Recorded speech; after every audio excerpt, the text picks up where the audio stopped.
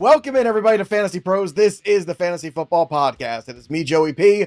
Joe Pisapia, and what we want to do is help you win your fantasy football leagues and dominate your competition. And the best way to do that is get guys on your roster that have massive upside. That's right. We're looking at the ADP, and we're looking at what some players can possibly do to well outperform that. When you draft a wide receiver 3 and he performs like a wide receiver 2, guess what? That helps you win your league. And to help me get those names right is, of course, Pat Fitzmaurice and Andrew Erickson, the now married man. Andrew, congratulations to you and the wife. Look at you.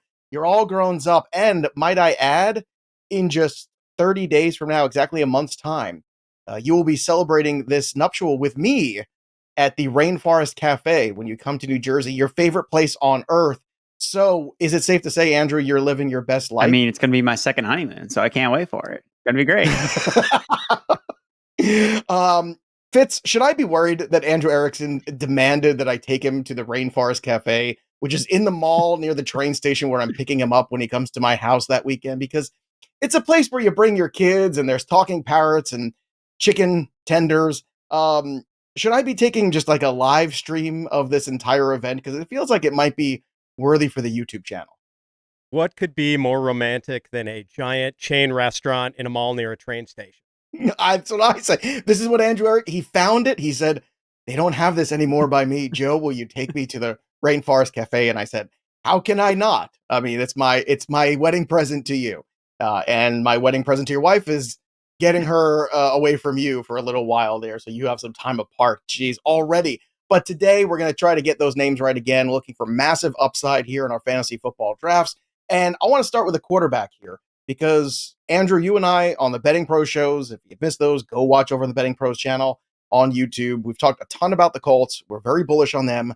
And we're also both very bullish on Anthony Richardson, a guy who is being drafted kind of as the 5th or 6th quarterback off the board, but has the potential to finish as the QB1 with the skill set he has. So let's talk about the massive upside of Anthony Richardson. Yeah, I mean, it goes to what he did on the field last year where he was first in fantasy points per dropback. So there was literally no quarterback that was more efficient at scoring fantasy points last year than Anthony Richardson was. Now, comes with the caveat that it's a smaller sample size and he got injured. Mm-hmm. He only played in like 4 games, he only played like 2 full games. So there is obviously cause for concern, and there's a reason why he's going where he's being drafted in that QB5, QB6 range. But if we had seen more of him, like he would be being drafted higher. He'd be more aggressively being drafted inside the top 4 with all those top players. So for me, the confidence I have behind Richardson is, look, this guy is built differently. Like, I'm not like overly concerned that he's going to get injured again. Look, he had a concussion, he had a shoulder injury last year. Okay, but it's not like he's coming off a ACL injury or something along those lines. No, last year we were so sure, oh, well, Tua's going to get another concussion. He's never going to play football ever again. He played every single game last year. So I think that sometimes we can be overconfident in projecting injuries when, hey, Richardson's a big guy. He got banged up, but I think he's going to be fine in year 2. So that's why I feel confident drafting him, because I think that in this Shane Steichen offense, like this has been an offense that's been so good for quarterbacks. Just look at Jalen Hurts, another mobile quarterback. Mm-hmm. In 2021, 2022, Jalen Hurts ranked 1st and 4th in fantasy points per dropback. Richardson has the rushing upside. Look, he averaged over 22 fantasy points per game in 3 games played, and 2 of which are the only games he actually completed playing. So when you're looking at, okay, who can break fantasy football? It's Anthony Richardson, because he looks like the next Cam Newton. And when we saw Cam Newton, when the planets aligned for him in that really special season where he won MVP, like you needed him so badly.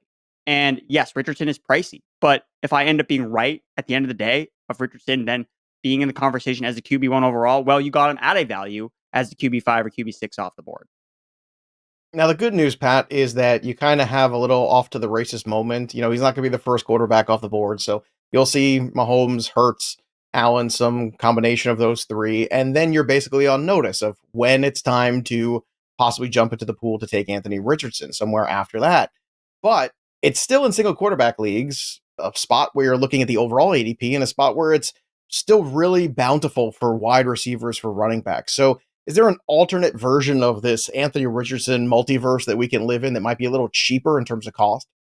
How about Jayden Daniels, the Anthony Richardson for people who like to use coupons?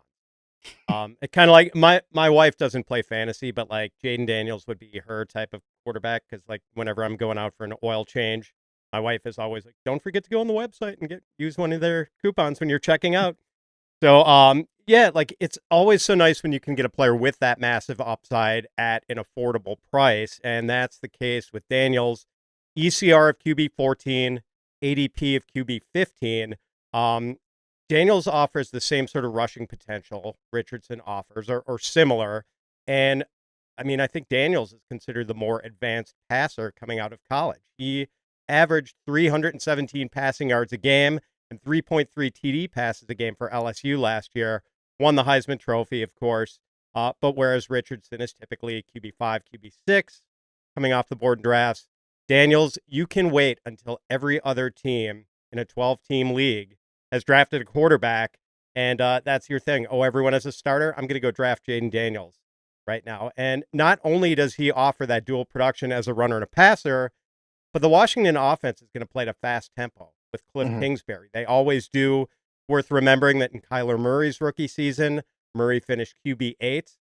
And one more thing, the Washington defense is probably going to be terrible this year. The Commanders, they're going to be playing in a lot of shootouts, and I think that bodes well for Daniels' numbers. And really, other than a 2-week stretch in early October where they play the Browns and the Ravens back-to-back, schedule looks pretty favorable. So, I think it's wheels up for Daniels. I just had my first 1 QB draft in a play-it-out league where you have to actually manage it, not best ball. Jayden Daniels is my quarterback. In one of our recent mocks, I implied this strategy, too. I believe it was Goff that I paired him with, or Cousins, one of the two. And they're practically the same guy. But yes, Jayden Daniels is that upside guy at a cheaper cost. And don't worry, Erickson, before we go to the Rainforest Cafe, I'm going to print out that coupon for the buy one, get one free pina colada for you, because I know you're a fan. Let's go back to Erickson for another name. Let's hit a running back here this time. Who has a massive upside at their ADP in your opinion? We're going with DeVonta Achane. Second-year running back for the Miami Dolphins. Again, the hesitance around Achane is, okay, what's the volume going to look like for him? We're not really sure. Is he even the starting running back on his team? And it's funny because, when we have running backs with projectable volume, we usually look at those guys as dead zone running backs, right? You can't overvalue this guy because you're just drafting him based off projected volume. So in essence, that means DeVonta Achane is the anti-dead zone back because we don't know what his workload is going to look like. But what do we do know? He's good at football. I'm pretty sure he's good at football based on what he did last year. Again, he finished in half of his games played, 5 of 10 games played last year. He finished inside the top 6 weekly finishers at the running back position. And that was him playing a complementary role in his offense. He did it because of how efficient he was. Now, do I expect him to average 7.5 yards per carry again? Which is an absolutely ridiculous number. You're is this even real for someone that also had over 100 carries? No. But if that regresses to 5.5 yards per carry, great. That's still going to be top 5 in the NFL. So I just think that in this system, that's perfect for his skill set. With Mike McDaniel calling the shots there in Miami, when he was drafted, we all looked up and were this was the perfect fit. He could have gone anywhere, but we knew that this was the perfect fit. And when he was playing last year, that's everything that we saw. It was the highest ceiling outcome with him, except he wasn't getting a ton of work necessarily. And Raheem Mostert stayed healthy. Well, are we going to bet on Raheem Mostert staying healthy again at age 32? Are we going to bet on Raheem Mostert scoring 20 touchdowns again for the second straight season? No, I'm going to bet on Achane at 22 years old and how efficient he was. And the one thing I want to point out when it comes to workload is, again, we're not really sure how the red zone usage is going to shake out. I would assume that maybe it's more split and not so heavily favoring Mostert in year 2 for Achane. But what I noticed doing the fantasy forecast last year was Achane was always the preferred pass catcher in this offense over Raheem Mostert. McDaniel was never really using Mostert in that role. So I'm more confident that, hey, even if Achane's not maybe seeing a ton of rushing attempts, inside in the 20s, I know that he can also rip off a big run at any point. And I know that he's going to be used more in the passing game than Raheem Mostert. So I think that he does offer a little bit of a higher floor than most people are giving him credit for. And I mean, the ceiling is, look, his second NFL game, he rushed for 200 yards. The next 2 games, he rushed for over 100 yards, and then he got hurt. If he hadn't gotten banged up, we could have seen it be an even better season for a guy that nearly hit close to that 1,000-yard rushing yard mark when he was only getting 100 carries. So for me, I think Achane just has a super high ceiling, and I'm not really concerned about the workload. I'm really looking at, hey, this guy's good at football, and I want him on my fantasy team. He is. He's also expensive. It's funny, your projections on FantasyPros I'm looking at right now, 868 rushing yards. I always like to look at the Vegas odds too on players and what their projections are. He is at 775.5. That's his rushing total. which seems like something that, look, if he plays 10 games this year and avoids injury, he's probably going to get that. I think we all agree. But they are basically telling you we're concerned with that fact. Pat, are you concerned with Achane? Before we get to your guy, I want to bring this up because he's going in that same range as Derrick Henry.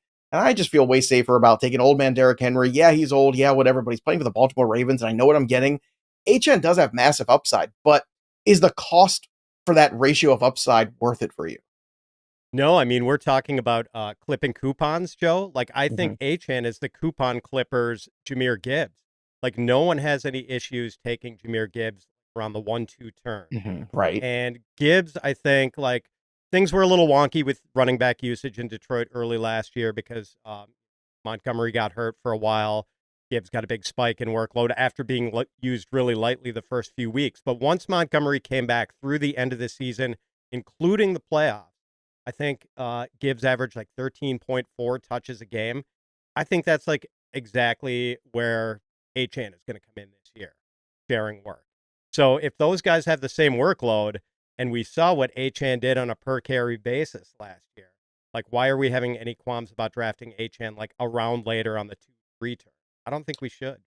Maybe it's the size. I know Jahmyr Gibbs isn't the biggest guy either, but a little bit bigger in size. Maybe that's the only thing too. You look at that, but you can't hit what you can't catch, Joe. That's fair. That's Achane fair. Achane is pretty nimble. I also can't. I can't be convinced to not draft Achane because of Raheem Mostert. Like I just can't live with myself. I'm saying, I can't draft Achane because this 32-year-old running back that's never stayed healthy is going to stop that. him. I think I'm okay with that. I'm okay with that. Achane was a guy that I was on last year, guys. Like I loved Achane. They got hurt right before the end of the preseason. I went, oh well, I guess that's not going to be a thing. And I wish I had held on to him because the explosive weeks that he played were spectacular. He's just a little more expensive than I thought he would be going into this year, but the massive upside is there because the Dolphins' offense is special. Pat, give me another running back that you think has massive upside.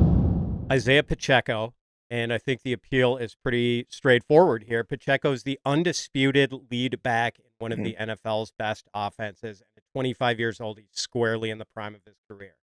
And I mean, there is no competition. It's Clyde Edwards-Helaire. We know that rocket ship isn't taking off. And then it's like Deneric Prince is number 3.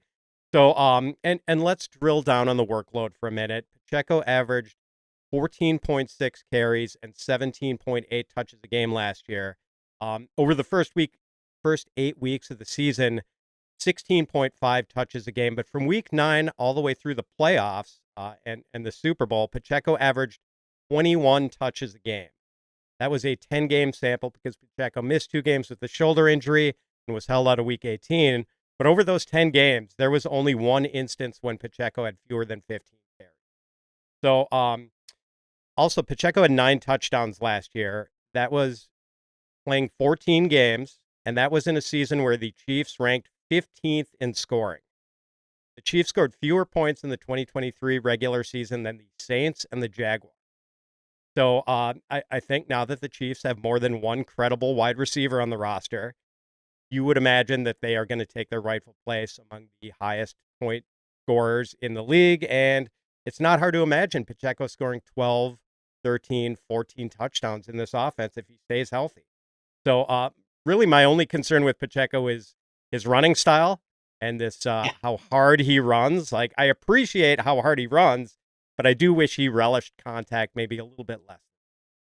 I agree, but it's fun to watch. He is a very violent runner, and again, he runs like Marshawn Lynch. Maybe that's not the best thing to do in the world. Maybe I don't think you're going to change his stripes. That's just kind of who he is. And to go back about the Gibbs and Achane, I didn't realize how close they were in size. It's funny, we talk so much about the size of Achane. It's such a narrative out there. They're a couple pounds difference, but basically the same height from what I've seen out here looking at, again, whatever the listings are. We can believe them or not believe them. I know Pat sometimes rolls his eyes about what guys are listed at height and weight sometimes in the NFL, but at the same time, they are very close. So perhaps that's another good, interesting discount from Gibbs. You can't get Gibbs. Maybe Achane is your guy.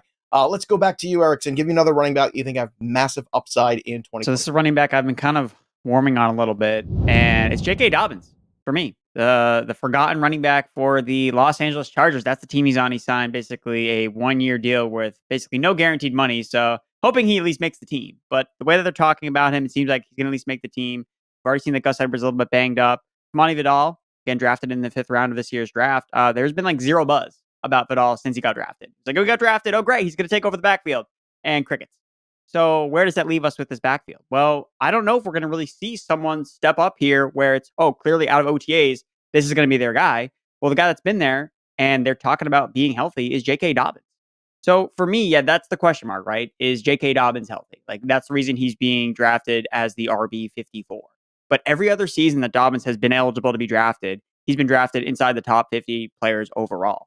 He's a talented player. Like, we know that J.K. Dobbins at a healthy age, he's only 25 years old. Like, he is a very healthy player. And when I'm looking at this backfield, we know the Chargers are going to run the football. So why can't it be J.K. Dobbins as the guy that kind of comes out of the woodwork here in L.A., where Gus Edwards is his main competition and a fifth-round pick, Kamani Vidal, who has yet to make or create buzz? I'm just not afraid of those guys. Like, when J.K. Dobbins and Gus Edwards played together in Baltimore, no one was ever being like, oh, you got to play Gus Edwards over J.K. Dobbins. Like, that was never in the conversation. You know, what if J.K. Dobbins had the Gus Edwards season last year, right? Where he scores all the touchdowns. He would be drafted like the second round. Be like drafted right next to Derrick Henry. So for me, it's like, look, I don't know if Dobbins is healthy or not. Like, I'm not a doctor. But all I know is everything that they've talked about is saying that he looks healthy. He looks like he's going to be explosive again. He's a young running back. And we tend to see running backs that are younger come back from these injuries stronger. So, and the thing that also I was paying attention to, Daniel Jeremiah from NFL Network really plugged into both the Ravens and Chargers. Like, he like doubled down very aggressively on, like, for fantasy football, like, you want J.K. Dobbins because he knows, I think we can all agree that if he's healthy, he's way better than the other options in that backfield. And if this team is going to run the football enough, I think J.K. Dobbins, again, it just takes one big run in the preseason. We're like, is he back? Like, is he back from this Achilles injury? Like, so the thing, that's kind of why I'm warming on J.K. Dobbins as like RB 54 for a running back that if he gets enough work and volume, like, he could be a top 24 running back easily with the competition that he has to face in this certain backfield. Like, I'm not afraid of Gus Edwards. I'm not afraid of Vidal. So I think Dobbins, for me, again, it's actually interesting. I kind of went down a rabbit hole looking at who did the surgery on his Achilles. And it was the same guy that's done Aaron Rodgers. It was the same guy that did Cam Akers. Cam Akers came back from his Achilles injury in the same season. Now, I want to point out, like, Akers, of course, was never as efficient as Dobbins was. So I do want to point that out. So even if it does take some time for Dobbins, like, even in the second half of the season, I could see Dobbins taking over this backfield as he gets more accumulated or acclimated to this offense, which he already knows. He's familiar with Greg Roman. So for those reasons, I like J.K. Dobbins as an upside pick. It's interesting, too, because you get Gus Edwards at 125 overall, Dobbins at 154 overall, and then Vidal at 155. So there is certainly a gap there, certainly value on all three, but maybe you're right. Maybe Dobbins is the guy we should be looking at because just 2 years ago, you dial things back, Dobbins was the lead guy in Baltimore, and he was ahead of who on the depth chart? Gus Edwards. All right, let's go back to you, Fitz, for another name on your list of guys with big-time upside this year. It's DeVonta Smith, and I think people probably don't associate him with upside being the number 2 receiver on his own team, but Smith, we kind of saw the upside in 2022 when he was wide receiver 10 in half-point PPR scoring, and I think he would have been top 15 last year if he hadn't missed a game and a half with a high ankle sprain late in the season. Oh, and by the way, he came back from that high ankle sprain in the playoffs and had 8 catches for 148 yards against the Buccaneers. It seems like Brown is what keeps the enthusiasm down on DeVonta Smith, but Smith was actually more productive than A.J. Brown down the stretch last year. From week 8 on, Smith averaged 13.4 fantasy points a game and half-point PPR scoring. Brown, 11.2. Smith is a fantastic route runner. He is, he was the first wide receiver to win the Heisman Trophy since, I think, Desmond Howard in 1991. I do have some minor concerns about Jalen Hurts' drop-off as a passer last season, but it might have had something to do with the change in offensive coordinators. He lost his mentor in Shane Steichen. Maybe Hurts gets his mojo back with Kellen Moore, and at least we know the Philly offense is going to be more up-tempo. Like, it was known for being up-tempo under Steichen, slowed down a little last year. The only team that averaged fewer seconds between offensive snaps than the Chargers, whom Kellen Moore was calling the plays for last year, were Shane Steichen's Colts.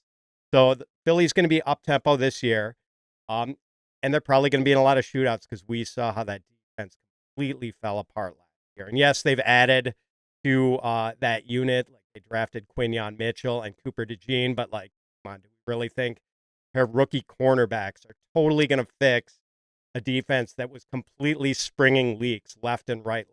Like, Philly games are going to be high scoring this year, and go ask an Eagles fan what they think of their team's linebackers. Well, then that's so anyway, question. Yeah, I would just say don't get caught in the trap of viewing DeVonta Smith as A.J. Brown's sidekick. Hell of a player, and he has underrated upside, even if all the Eagles' other pass catchers stay healthy. But if either Brown or tight end Dallas Goedert were to go down, Goddard missed 3 games last year. And over those 3 games, DeVonta Smith averaged 7.3 catches and 100.3 yards per game. So there is undeniable upside here. Question for you. Cooper Kupp and Amari Cooper are right next to him in overall ADP. Smith is third in that group. Do you think that's true? Like, should Smith be the third guy of that trio, or do you like Smith more than them? I've got Smith ranked above those 2 guys. Okay. Interesting there. A little against the grain here on the ADP side, and that's why you come here for Fantasy Pros. Also, you want to be here because you're a big sports fan. There's only 2 days in the whole year that don't have a game too. With so much happening and so much to do, you might as well go make some money on it over at DraftKings Sportsbook and have some fun. It's very easy and first-timers for you to get started. You try betting on something simple like picking a team to win right on the money line. You go to DraftKings Sportsbook, select your team, and place your first bets. It really is pretty easy, and there's a lot of good futures right now. I just mentioned that Achane number, that's 775. You got the Derrick Henry number at 925.5. Those look like some nice overs. So if you want to dip your toes into the pool, now is the time to do that. And make sure you do over at DraftKings Sportsbook. Download the DraftKings Sportsbook app now. Use that promo code FantasyPros.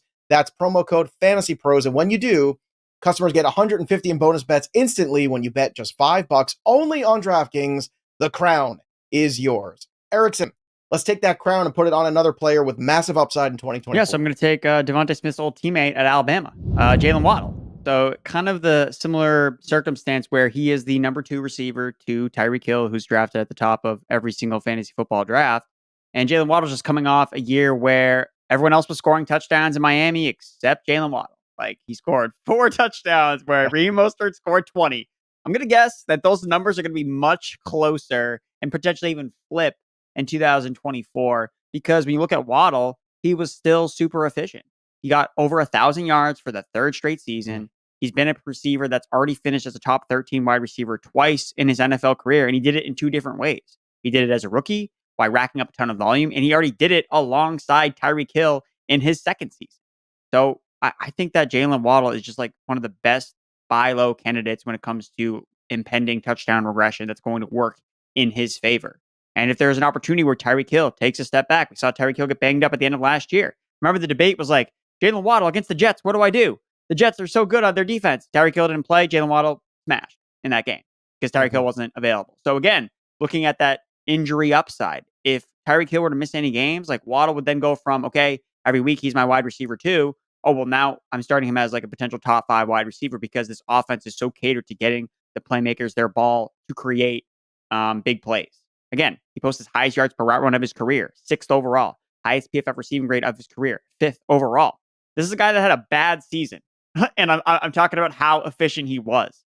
So again, I think that this is an overarching approach that I always try to come to drafts with. As a wide receivers, you got to take the discounts on these number 2s because they're always kind of discounted a little bit because, like, oh, well, he's not the number 1, but on these great offenses, you see more than one guy can eat. So yes, again, well, they're still a fantasy number 1, right? Like, exactly, that's what you're saying. And I think that's something to remember. He was wide receiver 7 last year. I just did my 13 undervalued players over on the YouTube channel. If you haven't checked it out, go check it out. Number 1 on my list, Jaylen Waddle, for all the reasons Erickson laid out. You have the efficiency, you have the offense, you have everything around him. Last year, he was just hurt. I mean, the guy had 100 catches as a rookie, for God's sakes. Like, are we forgetting that he had 1,300 yards last year, or 2 years ago, I should say? Last year, he wasn't healthy, and that happens to guys. I mean, but to not invest in him again in 2024 would be a huge mistake. And I know he is not necessarily super cheap, but he's too cheap considering where he is right now in the overall ADP. It's kind of absurd to me. And I mean, I hope we don't ruin this nice thing by talking about it all the time, but I want everybody here to recognize that Jaylen Waddle right now is a huge value and still has massive upside attached to him. Can I throw one more log Sure. onto the Jaylen Waddle fire? Please, let's get it all the I want it to burn all the way up to the heavens. Let's go. Since I was just making the point that with the Eagles' questionable defense, like how players in passing games on teams with bad defenses maybe could get a little boost from being involved in a lot of shootouts. The Dolphins lost so many guys from that defense. Christian Wilkins, Xavier Howard, Andrew Van Ginkel. They lost their coordinator, Vic Fangio. Like, that defense is going to be totally different, probably a lot like worse than it was last season. Dolphins games could be shootouts. A lot of scoring in Miami games this year, and I think that bodes well for Waddle. I'll see your extra log on the fire, and I'll raise you a whole tub of kerosene, because also throw into the fact, what do I always say, Fitz? Follow the money. That man just got paid this offseason. So it's not like the Dolphins don't know what they have in Jaylen Waddle. Therefore, if they're confident in him being healthy and ready to be productive, you should be as well in fantasy, because they threw a ton of cash at him this offseason to lock him up long term. All right. Same with DeVonta Smith, by the way. I've got more gas for this fire. We got to keep it lit. Look at the Dolphins. At this point, the fire department's going to stop the show. I can hear the sirens outside the fire department's going to show up doing the Waddle, because they all got Jaylen Waddle on their fantasy team. Scheduled for Miami, right? To open the year. This is when they always play good, when they have yet to be discovered. Like McDaniels cooking, Jaguars, Bills, Seahawks, Titans. Yeah. Like, that's the first 4 weeks of the season for Miami. They have the easiest schedule through the first 12 weeks of the year. Like, this offense, again, in the wintertime, when they play in cold weather, all bets are off. But during the beginning of the year, when they're playing in Miami, teams are tired, Jaylen Waddle's been running laps and laps and laps. I agree. We're all there, so go draft Jaylen Waddle aggressively. Pat, let's be aggressive on another wide receiver. Who do you have for us today? Yeah, so this show is all about players with massive upside. Now, we're not guaranteeing these players recognize that massive upside, but we're merely pointing out that it exists. And I think it's important to issue that disclaimer with George Pickens, because there are some factors that could possibly prevent him from tapping into that upside. I mean, there's Pickens himself, who's kind of a mercurial cat. And more so, there is Arthur Smith, who, the new offensive coordinator for the Steelers. Last year in Atlanta, Drake London was the only good wide receiver on the roster for the Falcons, and he ranked 24th in targets and was wide receiver 39 in half-point PPR scoring. So, yes, Arthur Smith could potentially hold back Pickens, but with Deontay Johnson getting traded to Carolina, like, Pickens, undisputed number one receiver in Pittsburgh. And the Steelers have upgraded the quarterback position with Russell Wilson and Justin Fields. And last year, after Deontay Johnson pulled his hamstring in week 1 and had to go on injured reserve, Pickens had 17 catches for 357 yards and 2 TDs in the 4 games that Johnson spent on IR. So, no question he's number one. We don't even know who number 2 is on the Steelers. Roman Wilson, Calvin Austin, Van Jefferson. It is a mishmash after George Pickens. So a lot of potential target upside here. We just need Arthur Smith to cooperate. You need Arthur Smith to cooperate, and you also need Russell Wilson or Justin Fields to perform well. Erickson, is that too many variables for you? I don't think so. I mean, when you're factoring the price, George Pickens is kind of going in that range where you see like these younger wide receivers break out. And I'm buying the fact that he's the undisputed number one. Like, we saw him in games without Deontay Johnson last year. Deontay Johnson missed time with injuries. He was a wide receiver 1 in those games, like putting up 80 plus receiving yards per game. We saw him with Mason Rudolph when they tried to upgrade the quarterback position. Oh, what do you know? George Pickens is producing yet again. And to give some credit, with Arthur Smith, right? Look, Drake London was the wide receiver 1 in the Falcons offense, and he checked off every peripheral metric you would want. Super high target share. Like, it's not his fault that his quarterbacks were so bad, and they couldn't deliver an accurate pass. So if you're just getting like average quarterback play from a combination of Russell Wilson and Justin Fields, where at least Russell Wilson last year, he was supporting Cortland Sutton. Like, Sutton was good, and we've seen him produce with Jerry Jeudy for a little bit through stretches of games. So I think that it's being undersold, like the upgrade at quarterback in Pittsburgh and the fact that he has no target competition. And he's a dog, right? He's got that dog in him, George Pickens. So I love it, especially at the price where I feel like it's taking on, the risk is baked into his price because he's not as expensive as a lot of these other like potential breakout wide receivers, such as a Drake London, where you're buying in at, he's going to break out like 90%, 95% he's going to break out. Whereas George Pickens, okay, it is baked into his ADP a little bit that there is some risk associated, with anyone in a Arthur Smith offense. Keenan Allen, right next to him in ADP. Keenan Allen or George Pickens? Erickson? George Pickens for me. Fitz?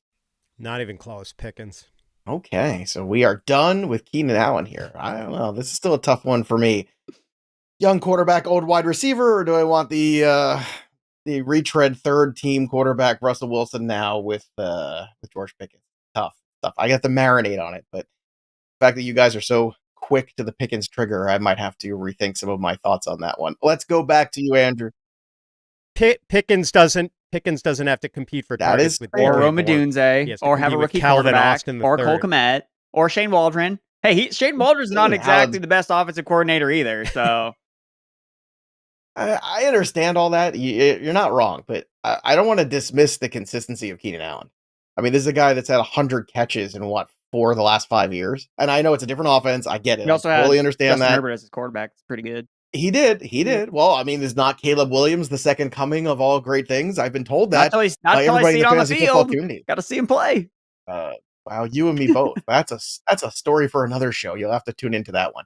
Let's go back to you, Andrew Erickson, for another name off your board that has big time upside. I'm going with Brandon Aiyuk for the San Francisco 49ers, or until he gets moved to a different team. I don't know what team he's going to play for. We'll end up finding out when week 1 comes along. But for me, Aiyuk is really expensive, and I understand the pushback against Aiyuk. And it's like he's being drafted at his ceiling. Like he can't surpass being a top 10 wide receiver because he's never done it before. But I just think that this is the year I want to push my chips on him taking that next step, because what else can he do when all of the other guys are I mean, he was basically maxed out last year in terms of how good he could be, given that McCaffrey and Debo and George Kittle all played significant roles in this 49ers offense. I mean, Aiyuk still led the 49ers with receiving yards. He had 8 touchdowns despite having like 0 role in the red zone. Like he was able to end up scoring touchdowns outside the red zone because McCaffrey and Debo Samuel led their respective positions in total red zone touches. That may not happen again, because in 2022, Brandon Aiyuk led the 49ers in red zone targets. So I think that he could actually be featured a little bit more in the red zone if you see the numbers regress a little bit from CMC and Debo Samuel. It's not like they've talked about Debo Samuel potentially being a trade person as well, and still led the 49ers in target share, led them in air yard share.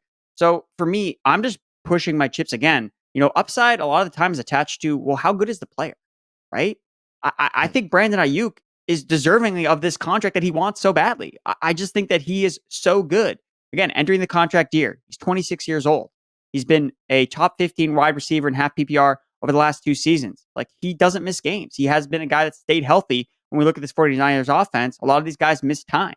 So if there's anyone that could just run hotter than the sun, if there were someone to go down in one of the 49ers offense, where, again, the main argument is, oh, there's too many mouths to feed. Well, what if there isn't? Like, the 49ers were one of the healthiest teams last year. They're probably going to experience more injuries. And the minute that one of these guys goes down, Aiyuk, we're going to be ranking as a top 6, 7 receiver every single week, because we know what the upside he can do. He had as many 100-yard receiving yard games as A.J. Brown did last season. We have no problem drafting A.J. Brown in the first round of fantasy drafts. I just think from a talent perspective, Aiyuk has that. And even when you look at how consistent he was despite all the mouths to feed last year, top 24 weekly finisher rate, ranked 4th among all wide receivers, behind Amon-Ra St. Brown, CeeDee Lamb, and Tyreek Hill. Where do those guys get drafted? The first round. So I think Aiyuk has a ceiling from a talent perspective that, yes, if everything stays the same, okay, he'll finish as wide receiver 15. And it's a bit of a loss where you draft him as a wide receiver 13, wide receiver 12, wherever. But if one of these guys misses times in front of him, they trade Debo. I just think that the target floodgates are going to open up for Brandon Aiyuk, and he could have an absolute league-winning year where you're like, oh yeah, at the time it didn't feel great about taking him in the second round, but now I look back, he was just the right player to draft because of how good he was. So that's my bullish point for Brandon Aiyuk. The Debo potential move on, that would certainly change the dynamic a great deal. He would obviously become a huge possible upside player. Fitz, what if he did get moved on from, though? What if it was Aiyuk that was the guy leaving town? Let's say he ended up in a Indianapolis or maybe Buffalo. Maybe Buffalo wants to say, you know what, maybe we don't like what we have at wide receiver. We'd like to add somebody else. Brandon Aiyuk would be a good fit here. If he goes there, does he have that same kind of upside, new system? Would you go right into that well where maybe he becomes the alpha dog clearly on the depth chart, but it would be a different team, different system? Do you like Brandon Aiyuk as much if he is not a 49er? I actually do want him to go somewhere else, or Debo. Like, Right. He was so maxed out on his efficiency numbers last year. Aiyuk was like what, 17.9 yards per catch, 11 and some yards per target, among the leaders, if not the leader in yards per route run. Like he was just peaked out on those, and I don't even know if it's possible to sustain the efficiency numbers he posted last year. He's got to grow the target. 105 last year. And I went back and I looked at all the other receivers who had target counts in between 100 and 110 targets last year, where there were like 12 or 14 other guys besides Aiyuk, including some 1,000-yard guys. Nico Collins, I think Jaylen Waddle was on that list, Justin Jefferson. But the average for guys in the 100 to 110 target range was like 980 yards.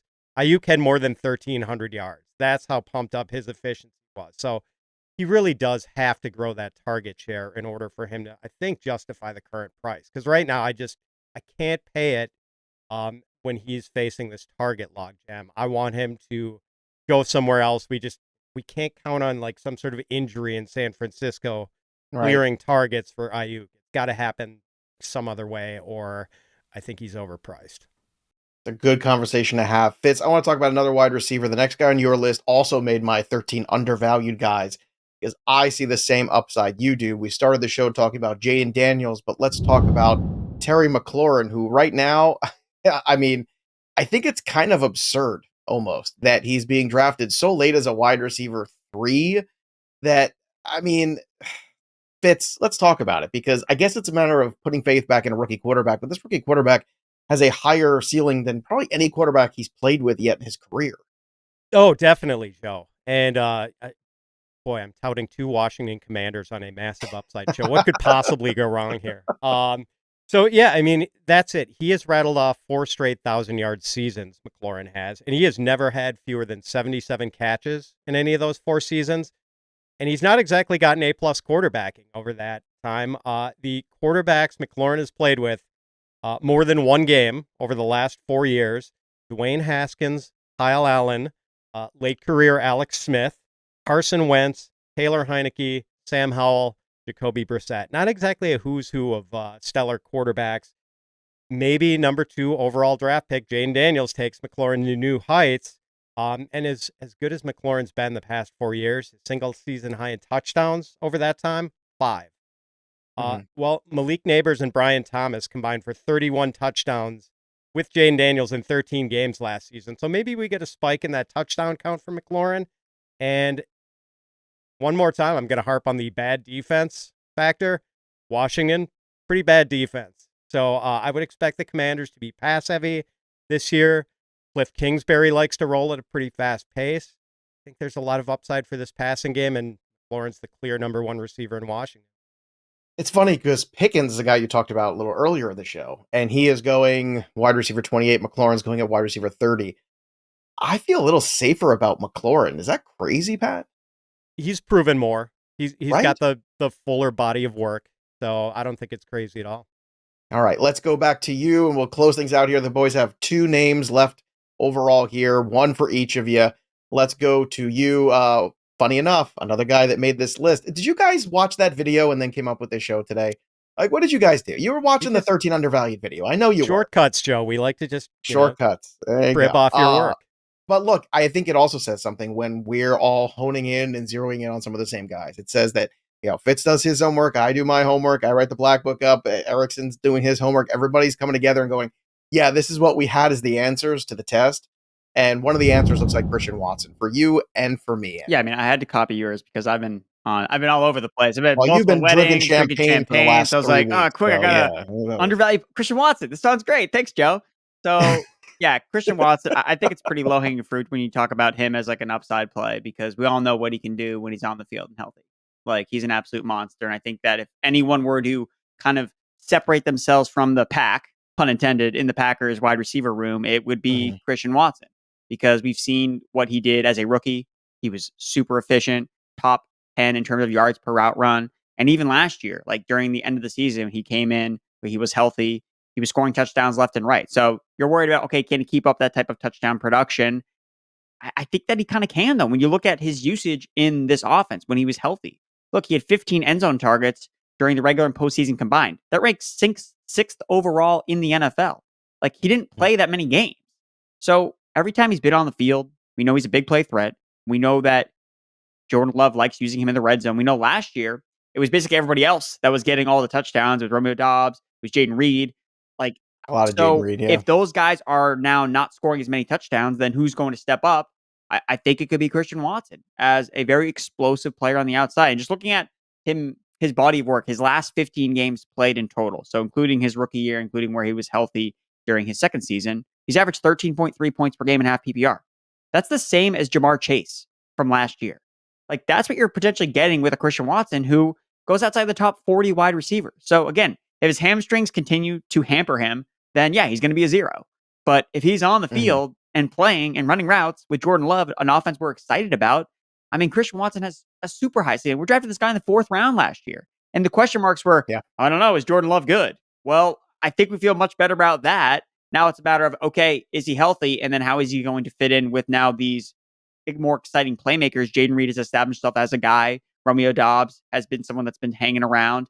Dontavian Wicks flashed as a rookie as well. So the competition has increased. But if the quarterback play is good, I think it's a good bet to make on Christian Watson entering year 3. Again, Will Fuller, right? Will Fuller, I can never put it together. He's always injured. What happened in year 3?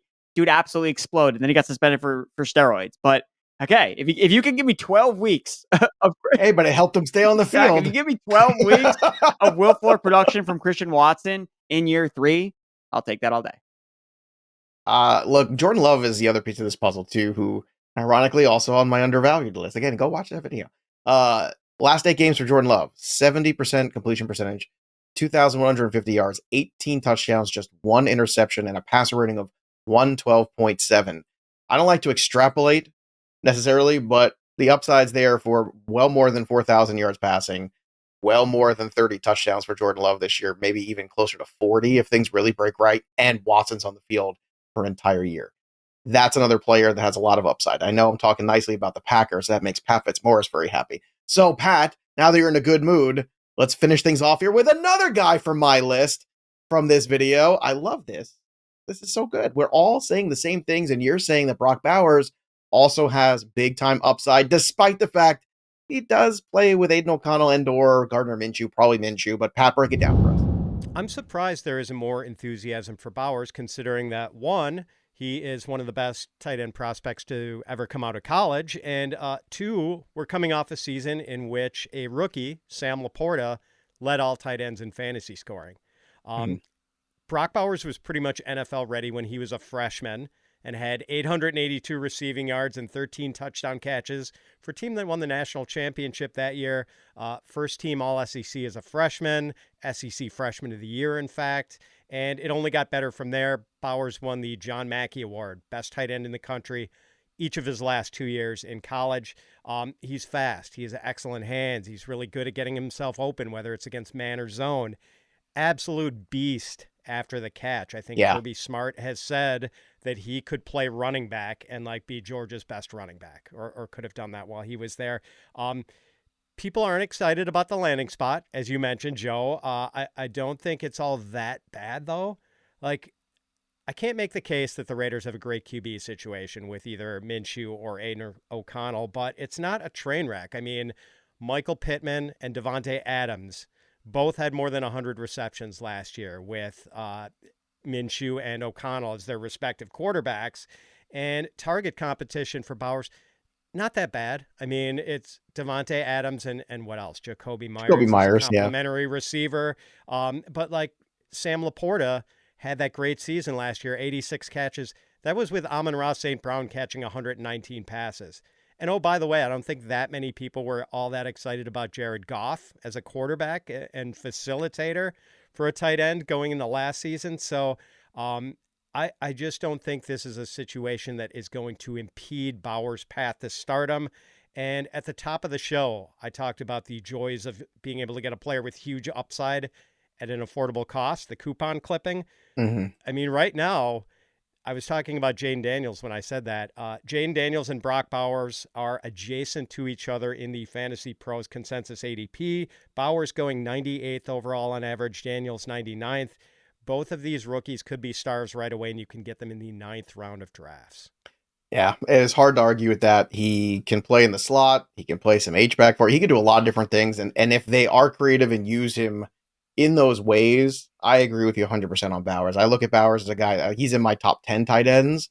He's being drafted right now. Consensus ADP is the 12th tight end off the board. So if you're looking for late tight end, I'd rather be aggressive on him than what if TJ Hawkinson comes back healthy, or what if you get another good year from Dalton Schultz with now that target specter is very cloudy. I think we could both agree on that. And to be honest with you, you mentioned Devontae Adams being there. I think that's a good thing. I got the same way it was for Laporta, because then Bowers has a chance to sneak up on some defenses now and again. Not that he's not being accounted for, but when you have an alpha wide receiver, I think it makes it always easier on rookies to come in, whether they're tight ends or wide receivers, and excel, because the focus is always going to be on that big time guy on the other side. Do you guys have any? So my main reservation with Bauer, again, don't want to deny the talent, but I mean, Luke Getsy. We saw what this offense looked like with the Bear. I mean, he had Justin Fields, like the super talented athletic, and I mean, he did not use him the right way. And you're talking about, they're going to use him as like a running back and a high, like this is all great to like say, but like, are we really confident that Luke Getsy, who was not their number one option at OC, not their number two option at OC, their third option as their offensive coordinator that they hired to run this offense? That's my main concern, where it's like, okay, like it all sounds great. Like they're saying they're going to use him as a weapon. Great. But then what's Luke Getsy actually going to do when it's like, we want to run the ball a bunch with Zamir White? We got to feed Devontae Adams. He's 100 receptions. Well, they're still going to run the ball a ton. But I think the answer to that question is Cole Kmet finishes tight end 8 last year, and he is not nearly the talent I think that Brock Bowers is. I think that's the answer to that, where if Cole Kmet's season of 2023 is the floor for Brock Bowers, he's already a top 10 tight end. I guess that's fair. Yay! I won an argument with Erickson. You're getting soft that he got married. There's not Devontae Adams on the Bears. What happened? Like, you're married for a couple weeks, all of a sudden, see Fitz, what happens? All of a sudden, he's already like, well, you're right. I have no more fight. That's what happens. You get married and you lose. I've been told, you lose the happy edge. Wife, happy life. That's my new motto. Well, you just earned yourself a dessert at the Rainforest Cafe at the end of the day. Great stuff, boys. As always, make sure if you haven't already, subscribe to the YouTube channel. Every time a piece of content drops, but drop your comments below. We love to hear from you. Who do you think has massive upside? Which one of the players that we talked about do you think has massive upside? Drop those names in the chat. Who knows? We're giving away some spectacular things this year too on the channel, and you could be a part of that as well. And don't forget, start mock drafting now. FantasyPros.com/mock. Use the mock draft simulator we've got working for you. Draft Wizard is available. You can download that bad boy and run a million simulations. Go join a live mock draft lobby today and see where you can get some of these players right now and get prepared. The training begins now. This is where the Rocky montage starts. It starts in July. So we're going to be ready for that fight with Ivan Drago come Labor Day. That'll do it for us, but the story of the game goes on. For Pat Fitzmaurice and Andrew Erickson, I'm Joey P. We'll see you next time, kids.